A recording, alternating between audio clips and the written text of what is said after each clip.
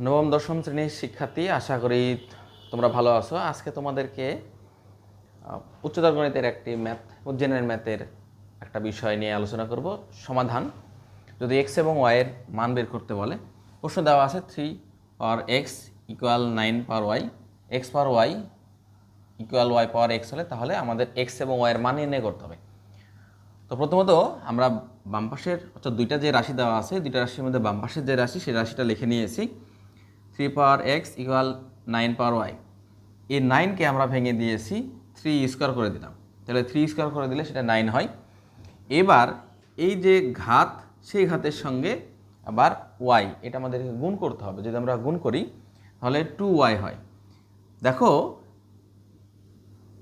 এই যে লাইনটা, এই লাইনটাতে ভিত্তি দুইটারই 3 হয়ে গেছে। যদি ভিত্তি একই হয় তাহলে সেক্ষেত্রে আমরা ঘাতগুলোকে সমান করতে পারি। তাহলে ঘাত আমাদের এক্স ইকুয়াল টু ওয়াই হবে। তাহলে এইটাকে আমরা 1 নম্বর সমীকরণ হিসেবে দিয়ে রাখবো। আবার আমরা কী কাজ করব, এই যে আর একটা যে ইকুয়েশন দেওয়া আছে সেটা আমরা লিখতে পারি এক্স পাওয়ার ওয়াই সমান ওয়াই পাওয়ার এক্স।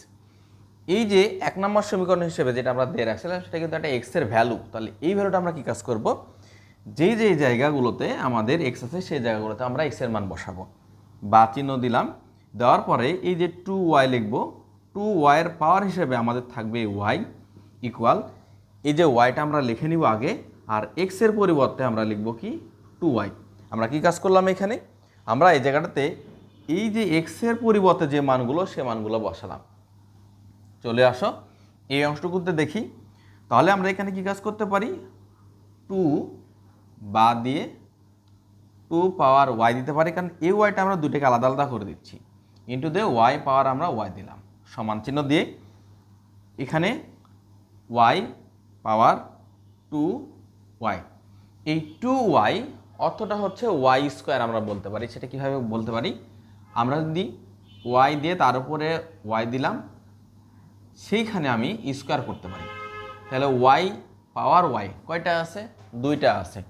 তাহলে সেই জায়গাটাতে আমি কি লিখতে পারি 2 পাওয়ার ওয়াই। এই যে একটা অংশ আর এখানে দুইটার মধ্যে একটা অংশ যদি আমরা কেটে দেই তাহলে এখানে 2 পাওয়ার ওয়াই থাকবে আর ওয়াই পাওয়ার ওয়াই থাকলো। এইবার খেয়াল করে দেখব আমরা ঘাতটা সমান হয়েছে। এই জায়গাটাতে আমরা দেখছিলাম ভিত্তিটা সমান হয়েছে, আর এখানে আমরা দেখতে পাচ্ছি ঘাত সমান হয়েছে। যদি ঘাত সমান হয় তাহলে ভিত্তি 2 সমান আমরা ওয়াই লিখব, অর্থাৎ আমরা এখানে ওয়াইয়ের মান কত পেলাম, 2 পেয়েছি। খেয়াল করে দেখো 1 নম্বর যে সমীকরণ দিয়েছি সেখানে এক্স ইকুয়াল টু 2y আছে। তাহলে 1 নং সমীকরণ হতে 1 নং এ ওয়াই ইকুয়াল 2 বসিয়ে, তাহলে 1 নম্বর সমীকরণটা কি, এক্স ইকুয়াল 2y। তাহলে 2 এবং ওয়াইয়ের পরিবর্তে আমরা কত পেয়েছি, 2, তাহলে কত হলো 4। তাহলে সমাধানটা কেমন আসবে, সমাধানটা আসবে অতএব এক্স কমা ওয়াই বন্ধনী দিলাম, এক্সের মান পেলাম আমরা 4 লিখেছি, ওয়াইয়ের মান কত পেয়েছি 2, আমরা 2 লিখেছি। এই হচ্ছে আমাদের অ্যান্সার।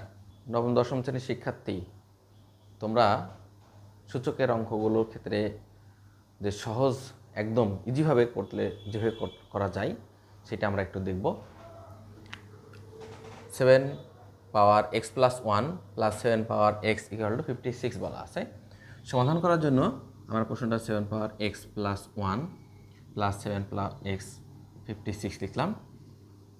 যখন একটা সংখ্যার উপরে একটা রাশি একাধিক পদবিষ্ট রাশি থাকবে সেটাকে আমরা ভেঙে নিব। 7 পাওয়ার এক্স 7 পাওয়ার 1 7 পাওয়ার এক্স 56 লিখেছি, বা দিয়ে দেখো দুই জায়গাতেই দুইটা পদে 7 পাওয়ার এক্স আমাদের কমন যায়। আমরা 7 পাওয়ার এক্স কমন লিখলাম, এখানে থাকবে 7 পাওয়ার 1 প্লাস এখানে থাকবে আমাদের 156 লিখেছি, বা চিহ্ন দিব। 7 পাওয়ার এক্স আমাদের থাকবে ইন্টু, এই জায়গাটাতে খেয়াল করে দেখো 7 পাওয়ার 1 তার অর্থ হচ্ছে 7 প্লাস 1 প্লাস 1, তাহলে এটা 8 হবে সমান 56। 7 পাওয়ার এক্স থাকবে আমাদের, এই 56কে আমরা 8 দ্বারা ভাগ করব। এর 56কে যদি আমরা 8 দ্বারা ভাগ করি তাহলে আমাদের কত হবে 7 8 56, তাহলে 7 আসবে শুধুমাত্র। বাম পাশে 7-এর পাওয়ার এক্স আছে কিন্তু ডান পাশে নাই, কোনো কিছু নাই মানে আমরা কি বুঝি, আমরা কিছু না থাকলে আমরা সেখানে 1 বুঝি। তাহলে ভিত্তি যদি দুইটারই সমান হয় তাহলে ঘাতগুলো সমান হবে, অতএব আমরা এক্স ইকুয়াল টু কত বলবো 1। এটাই হচ্ছে আমাদের অ্যান্সার। ধন্যবাদ, আশা করি খুব সহজেই তোমরা বুঝতে পেরেছো। যদি কোনো কোশ্চেনের সমস্যা থাকে যে কোনো অধ্যায় আমাকে বললে, কমেন্টে বললে সেটা আমরা একটা করে সমাধান দিয়ে দিব। ধন্যবাদ, ভালো থাকবে সবাই।